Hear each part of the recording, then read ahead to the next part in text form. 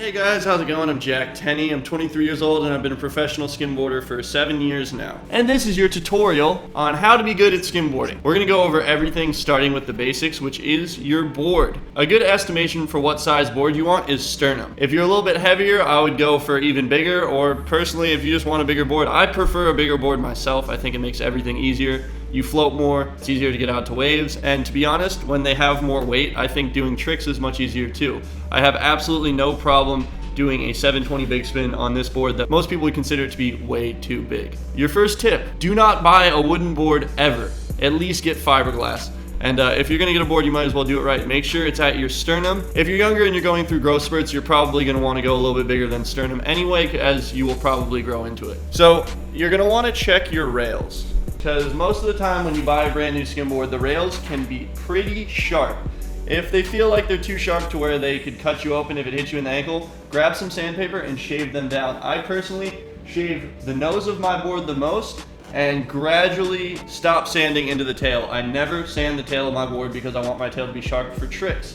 Next, you're gonna wanna grab a traction pad. Optional, you really don't need a traction pad, but if you're gonna start doing tricks and you're gonna start doing airs, you definitely need a back pad, mainly for this tail kick. The only thing that really matters when putting on a traction pad is making sure you put it back far enough. You want to put it as far back as you can without the pad hanging over the edge of the board where it starts to curve. Best way to line it up is to just look at it from the back like this, kind of eye it out to the front. It does not have to be perfect. Just as long as it's far enough back, it will do what it's supposed to do. Now, a lot of people go with arch bars as well. I personally don't use arch bars unless I'm gonna be riding really, really big waves, guaranteed. And that board is specifically for big waves. I'll put an arch bar on. For the most part, I don't like them. I think it's easier to land tricks without them. I think you're more free to kind of do what you want while you're skimming. And another thing is your feet are not gonna be perfect at all times. If you're dropping in on a really big wave, and for me, a regular footed, you're going left, your back foot is probably gonna be over here and not directly in the middle. So I think an arch bar kind of just throws you off. Again, personal preference when it comes to traction pads. Some people don't even like tail kicks. Number 2, throw on a couple Juke Squad stickers, maybe an Apex sticker, and then grab a bar of wax. Read the package. It has the temperature specs on the box.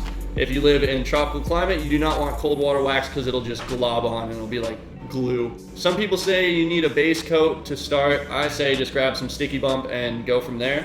You're gonna wanna start by doing small circles across the entire board.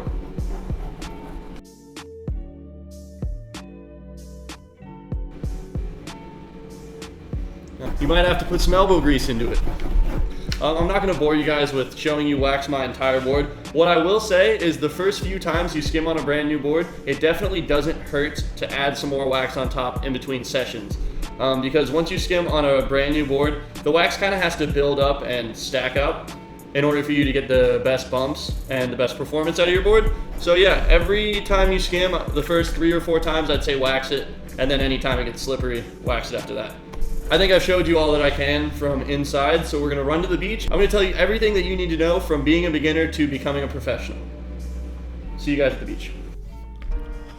Welcome to the tutorial side of this video. So to start, you need to know if you're right or left-handed. If you're right-handed, your right hand is in the back. If you're left-handed, your left hand is in the back. Hand placement isn't the most important thing. I would just say hold it wherever you're comfortable. Now, if you're right-handed and right-footed or left-handed and left-footed, you should try to get on your board back foot first.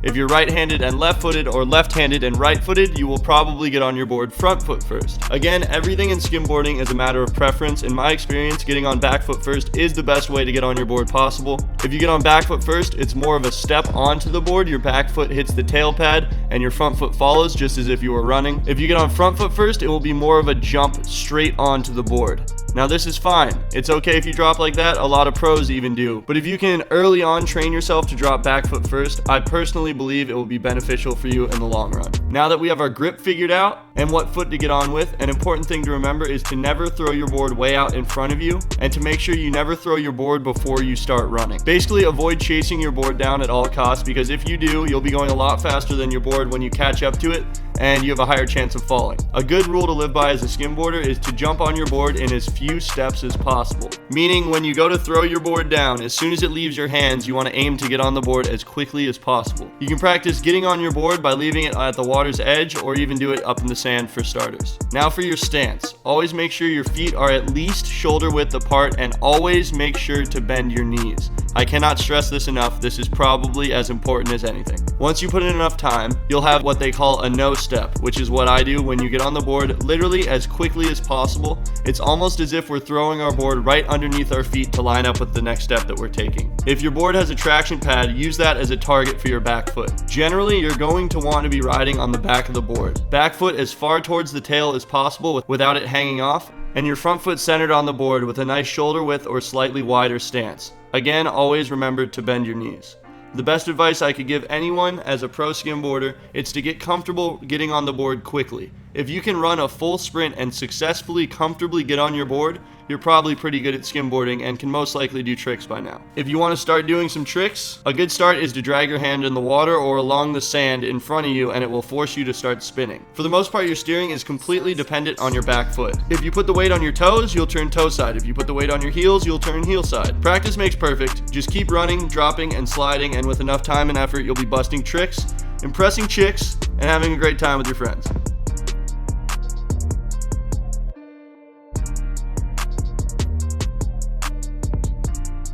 So what did we go over?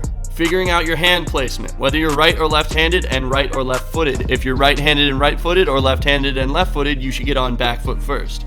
If you're right-handed and left-footed or left-handed and right-footed, you're probably going to get on front foot first. Although you can teach yourself to get on back foot first, it is just a little bit more difficult, but again, will be helpful in the long run. Make sure you have a wide stance, more than shoulder width apart, your back foot all the way at the back of the board where the traction pad would be, as far back as possible without it hanging off the sides. Front foot nice and centered. Always have your stance more than shoulder width apart, and again, make sure your knees are bent. Never chase your board down. Always try to run the speed you plan on getting on the board. You never want to throw your board way out in front of you or throw your board before you start running. And learning to get on your board as quickly as possible will be the most beneficial for you if you want to progress as a skimboarder.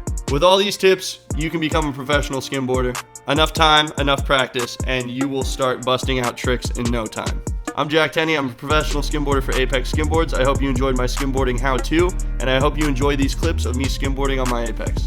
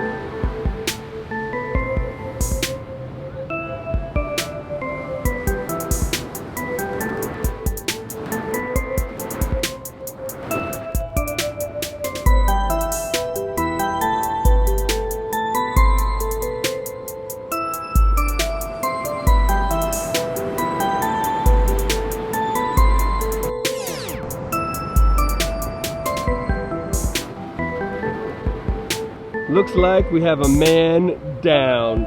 Jack just got wrecked. Oh, poor guy. I love this man. Now he's limping. So this is from this morning, and then this is from yesterday, and this is from just now.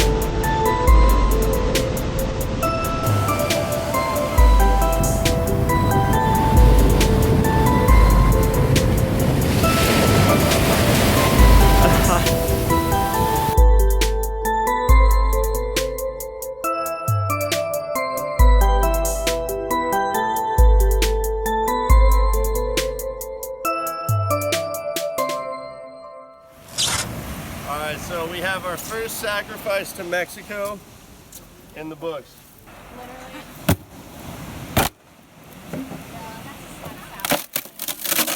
Was that the new one? No. What happened?